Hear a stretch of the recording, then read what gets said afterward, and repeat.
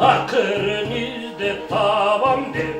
Allah da buyursa, Allah gönlü çavamdır. Arslan mannas batırı, hayvatın sallı bakırı.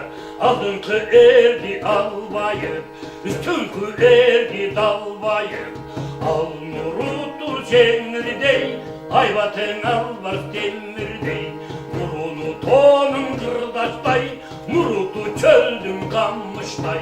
Halmin özüm karrasan, acıdar bulsa tuttu day. Altın menen gümüştün, şiresinin bütkündüy. Ayın menen günümdün, bir özünüm bütkündüy. Asman menen cerindin, bir özünüm bütkündüy. Aldı kaldın karra cer diginden tütkündüy. Hayaldımda dayranım, tolkunundan bütkündüy.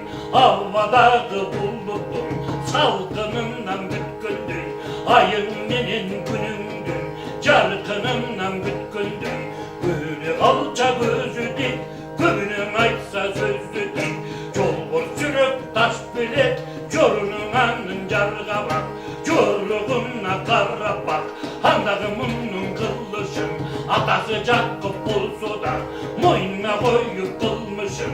Kaysası kanın tövücü, canı kalbay ayağını. Cappay çıktı üstünü, calan kılıç dayanıp. Çıkanak geri salmadı, çırım uyku almadı. Sırım bilgen çor olur, uşak ordu bir canını.